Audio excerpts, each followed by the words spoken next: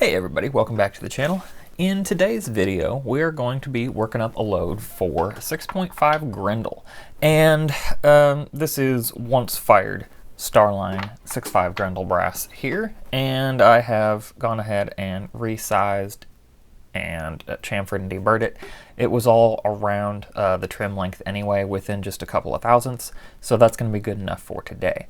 The bullets we're going to be working with today, and that's the main point of this video, is the Sierra 85 grain Varminter. This is part 1700, and this bullet has been discontinued. I got this bullet, 300 of them, on their closeout sale. They were going for like 25 bucks a box, if I remember right, somewhere in there.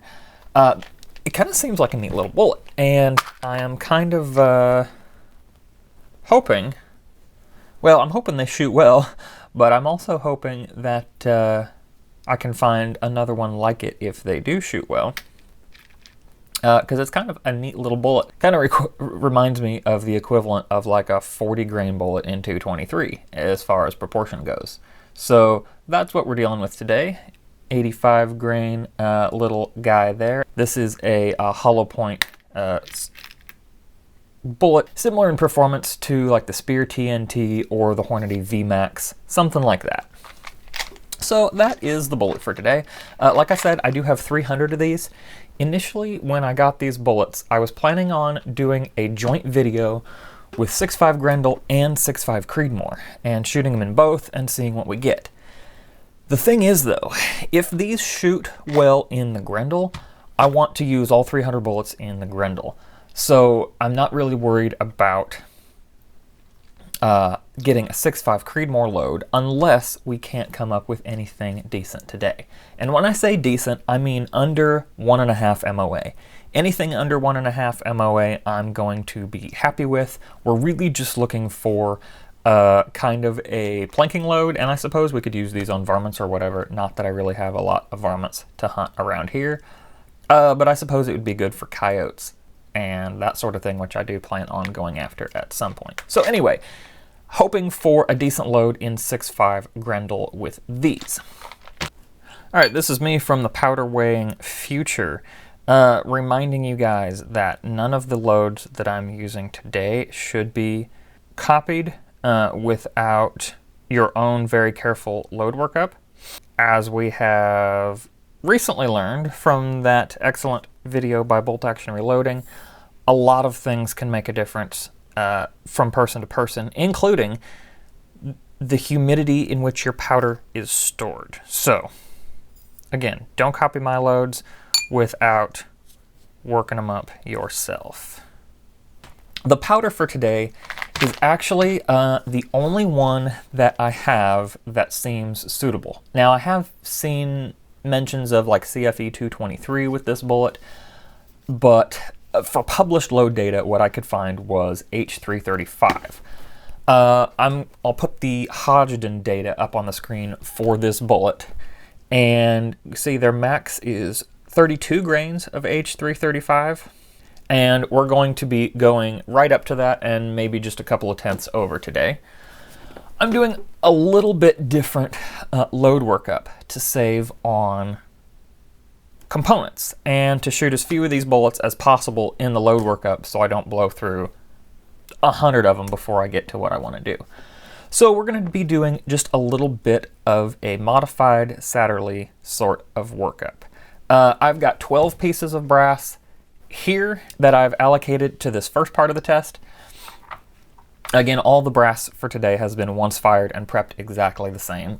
There's 20 pieces back here that we're saving for the accuracy tests, but in these first 12 pieces, I want to shoot 0.2 of a grain increments and see if we can find a good velocity node in there somewhere. Now, this is a ball powder, so we might not get the tightest velocities, so maybe going off one shot at a time isn't going to be statistically what we're looking for. That's kind of why I'm widening it out to 12 shots, all the way from 30.2 grains all the way up to Hodgdon's listed max of 32 grains, and then just one step over is all I'm doing today, 32.2, and of course we'll only get that high if we don't see any pressure signs. I talked a little bit about the data we are using. Let me talk about the data we're not using, and that would be Sierra data. Sierra does not list any data for this bullet with H335. In fact, all the powders they list, none of the powders they list are ones that I have. Their highest velocity one they list is Power Pro Varmint, I believe. Either that or 2000 MR. Both of those powders I want to get a hold of at some point to do some testing, especially in 6.5 Grendel. I don't have them right now, so that's not going to be possible. Because Hodgdon had data for this exact bullet, I'm not worried about this data whatsoever. There are, as far as I know, no other Sierra 85 grain hollow points that are made, so I have to conclude that this is the bullet they're going off of. We are going to be shooting their overall length today at, let me see here, case overall length of 2.240. We're not really playing with seating depth in this video. That's not really what we're going for. We're not trying to play a whole bunch with it and super dial in our accuracy. Like I said, I'll be super happy if these bullets shoot really tiny groups, of course, but anything under an MOA and a half, I'm going to be happy with for today. Now, I am expecting a lot better than that. I'm expecting right around the 1 inch to 1.2 inch range at 100 yards. So anyway, enough of my rambling. Let's get loading. We are using the CCI 450 small rifle magnum primers today. I debated using CCI 400s, but because I know that ball powders can be just a little bit harder to get a consistent ignition on, we're going to do the CCI 450s to give just a little bit more punch from the primer for more consistent ignition, hopefully. Okay, powder. The powder measuring and stuff is not going to be too interesting. I'm just doing 0.2 of a grain increments for 12 cases. Don't think there's really anything to show you here on powder weighing, so we'll just zip past this part. The one thing I will say about this powder weighing is that I am double weighing each charge, just to be sure, since we are dealing in such small increments. And this Frankfurt Arsenal trickler does a really good job of getting very small amounts at a time so that I can watch for that 1/10 jump. Okay, those of you watching astutely will note that I said we were firing 12 shots, and I've got from 30.2 to 32.2, which is actually only 11. So we're going to go one step higher and go to 32.4 as well. Adding that in here. Again, we may not even get to it if we see pressure signs before, and I'm going to be fairly cautious about the pressure signs, especially since we're only shooting one shot of each load here. I don't anticipate loading groups at this high charge, but I do want that data point for the chart. All right, there we have all 12 charges measured out. My scale actually cooperated perfectly with me this time, and it's actually been doing pretty well lately. So I'm going to dump my powder back into my jug so that it doesn't absorb a bunch of humidity from the air. And we will get on to seating these short little bullets. All right, I do not have a seating stem here in the Grendel die. Otherwise, it is set up. Let's, you know what, today I'm just going to use the standard seating stem. It's going to be good enough for our purposes. And we're going to be pretty far down there, but I'm going to leave it backed out. I'm going to be paying very careful attention to keep these charge weights in order. So I'm going to raise this bullet on here up into the die, and then just screw the seating stem down till it touches. Okay, then I'm going to back it out and go one full turn more. to barely seat it in there, and I'm sure we've got to go deeper than that because our bullet's only sitting in the case. Yeah, just barely. So let me take a measurement here. Got my caliper zeroed. We're shooting for 2.240, and I'm at 2.280, so just 40 thousandths to go. So we'll go a little bit slow on this. Let me go about a half turn at a time.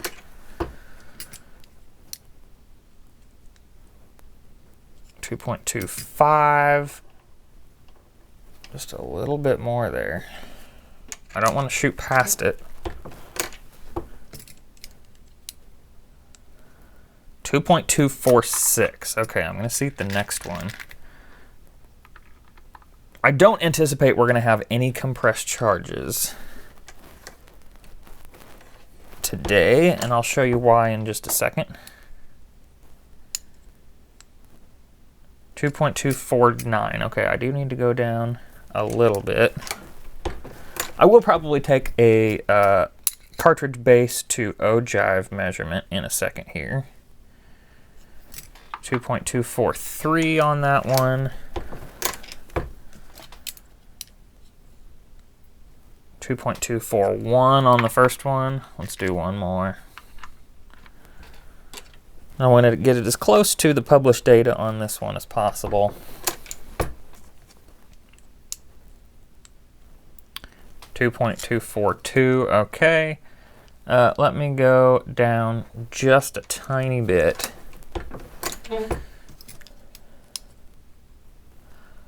Oh, I think I went just a little short. But we're going to go with it. That one's still 2.242. These do have a hollow point, so of course they're going to be a little bit different. Okay, that one's right at 2.240. So we're going to keep that seating die setting. And I'm going to lock it down just a little bit here with that lock ring. Before I get too far, let me show you what's going on in the case here. All right, so hopefully you can see here, our powder on the highest charge is still below the neck by just a little bit, sitting right down around here. And we have a very, very short bullet. At that 2.240, we're only down in the case about that far. Not very far at all. So we have no worry about getting compressed loads. I can still feel powder moving in there. It feels firm. It's not like it's shaking all around, but I can definitely feel it moving back and forth. I'm wondering, since there's so little bullet in the case, if we're going to need to crimp. I definitely can't pull these out or unseat them by hand or anything, so that's good. Let me make sure on that measurement. Yeah, didn't budge it at all, which I didn't figure that I would. But yeah, it seems like an awfully short amount of bullet to be in the case, especially for cycling in a semi-auto platform. But hey, we're going to go with it. I may take the calipers out, have an exact measurement on my last cartridge here, which will be in the magazine. And at the very end, before I fire that last shot, I'll pull it out of the chamber and measure it and make sure it hasn't been set back. Yeah, let's plan on doing that. Just 9 more bullets to seat here. Especially having this short depth really makes me wish I had a 6.5 Grendel bolt action to run tests with and to use as a hunting rig, because I love the 6.5 Grendel cartridge. It's a great little cartridge, almost no recoil, decent ability to have some knockdown power and hunt deer, especially around my area. But I really would like to have a lightweight little bolt action chambered in it, and I probably will get one at some point. But anyway, that's a tangent. Still a little powder moving there on the max charge, as we expected. So I'm going to box these out, and the next time I see you will be out on the range. We're going to go to the 50-yard line and shoot these. I'm going to shoot these all at the same target spot so that we can get the best consistency on the bullet travel across the chronograph. So that should get us decently believable numbers. Let's get out there. All right, folks, we're out here at my 50-yard range at home. Got the chronograph set up. The light should be pretty constant across the chronograph during this shooting session, I hope. It is about noon. Let me check here. Yeah, 11:30. So the light is pretty much straight overhead, kind of back off this way a little bit, but it should be pretty constant for a little while anyway. The chronograph is 5 yards down, and I have verified my normal 120 grain load for velocity, and it clocked in right at 2,400 feet per second, which is what I was expecting. And to make sure my scope was sighted in so I wasn't going to hit the chronograph, and that is the case as well. I have adjusted the scope so we'll get a separate point of impact for these. Not really worried about the point of impact, but I am going to keep the same hold on the target through the scope for all 12 shots, just to make sure it's crossing the chronograph at the same point every time, or as close to that as possible. One thing I do want to check is bullet measurement. Make sure we're not getting any setback or forward. Okay, we're at 1.816. I am going to be single loading each one of these off the magazine and waiting 1 to 2 minutes in between each one. Okay, so let's do that, and I'll eject it.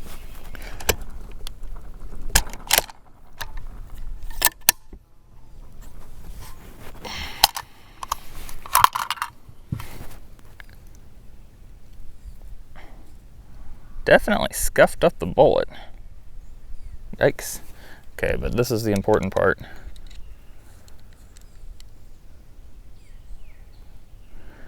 We did. We set it back into the case by about 6 thousandths. We're at 1.810, 1.811, something about that. So we did set it back. We may have to pick a different seating depth so that there's more contact on the case. And yeah, I hadn't thought about that. So we'll go ahead and shoot these. And if we get some wildly varying numbers, we'll figure it out later. I'm not going to single feed these off the magazine like I said I was. I believe I'm going to feed them into the chamber singly and see if that'll help. Well, tell you what, let's test it on the next one. Okay, so this next bullet is sitting at 1.816, just like the last one. 1.817 we'll go with.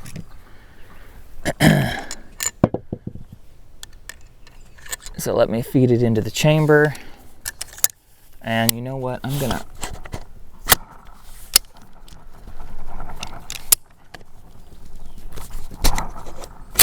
there we go. We'll seat it kind of gently. Okay, we didn't get any movement on that one. So that's how we're gonna do it. I'll just have to make note of that first one is set back.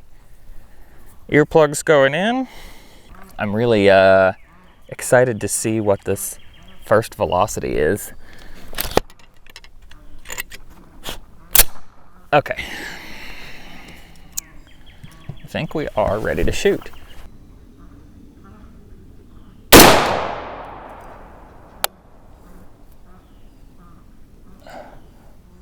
Looks like 2754 for that first velocity, which is of course way higher than we're used to getting in the Grendel. Let me see if I can find that piece of brass. Just our normal tiny little bit of shiny spot on the brass, nothing else to worry about. That is excellent. All right, it's been about 2 minutes.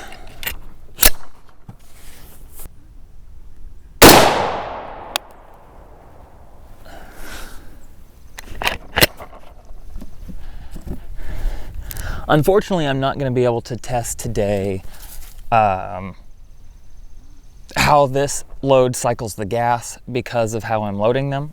Obviously don't have the magazine in. That's okay. I know it's ejecting it. That's really all that matters right now. I lost that last piece of brass, so I grabbed a tarp to hopefully catch it.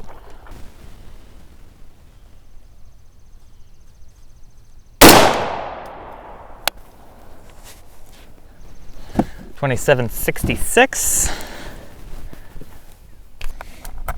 Brass is still looking fine. Got a significant jump in velocity on that one, up to 2830.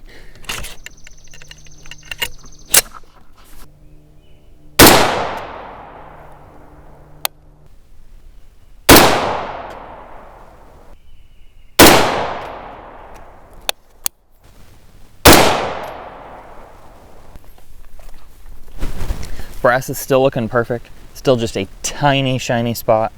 Primers are still nice and round. Nothing to worry about. We've got 3 shots to go. One thing, now I'm sitting here shooting this rifle with a brake on it. I am really, really looking forward to getting a suppressor.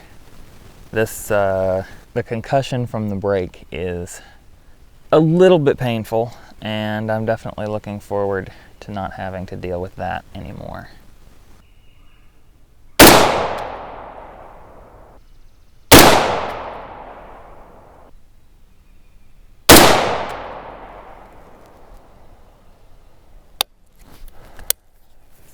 All right, looks like that shot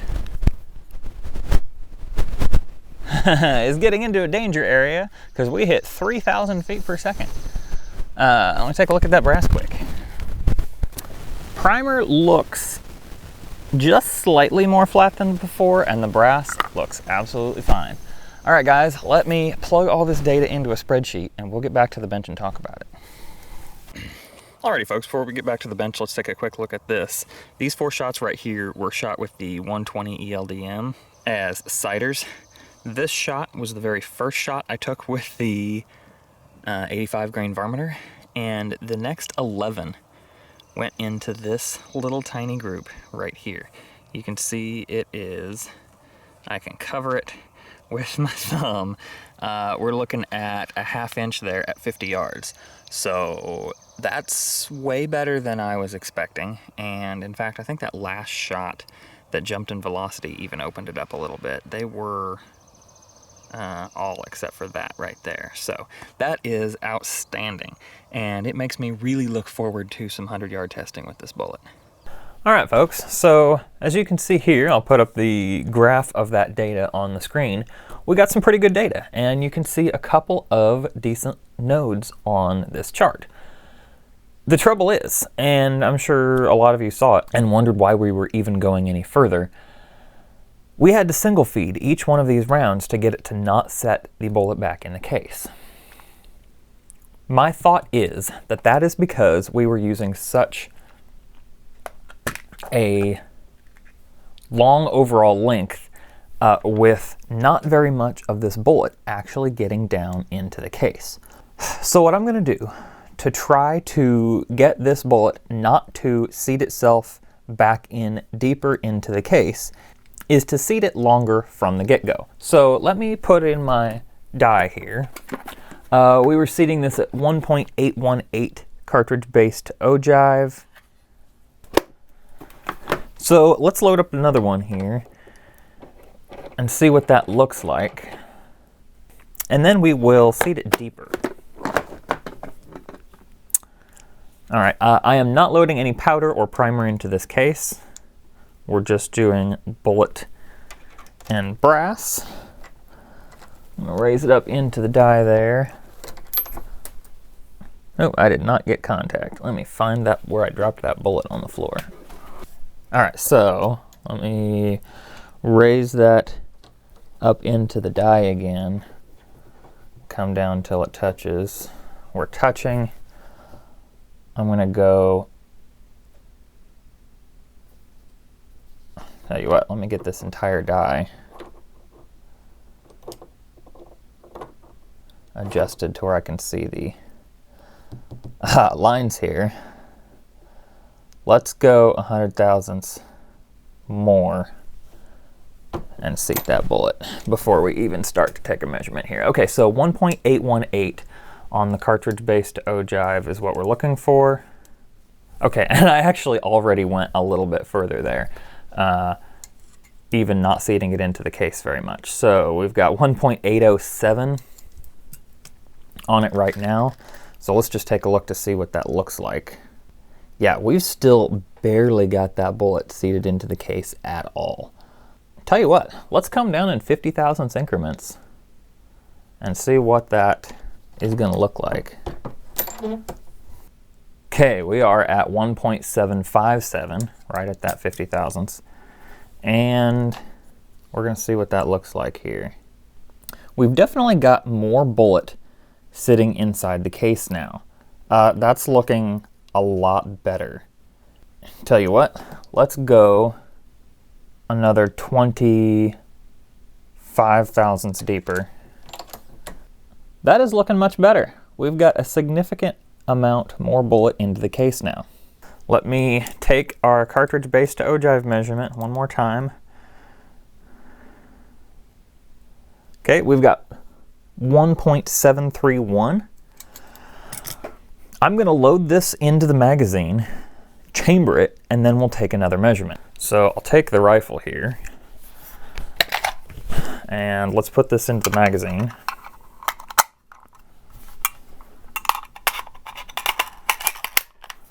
And we'll chamber it. Okay.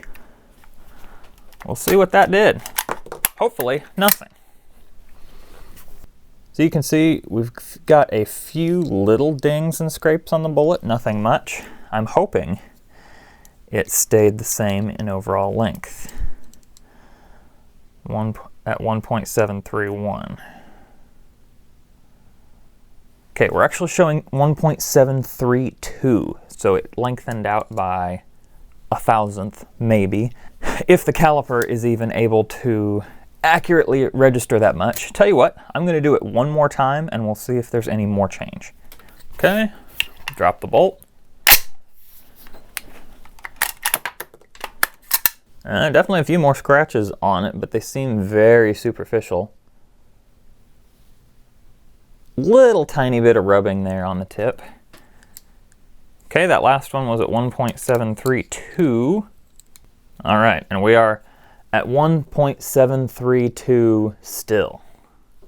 So I'm thinking that that seating depth has much more contact on the case. So that kind of gives us an idea of what we need to do next. I'm going to take this seating depth. In fact, I'm going to leave the die just the same.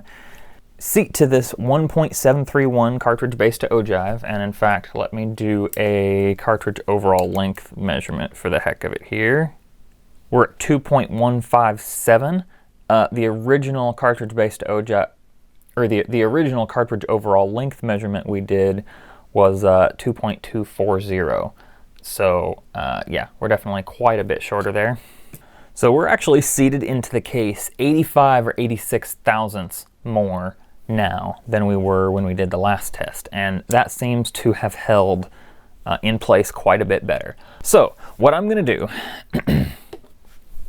is load up the exact test we just did before. 12 different rounds at the same charge weights we did before, starting at a low of 30.4 grains and moving up to a high of 32.4 grains. Now the pressures will be higher because we do have a little bit less room in the case. It shouldn't be a ton.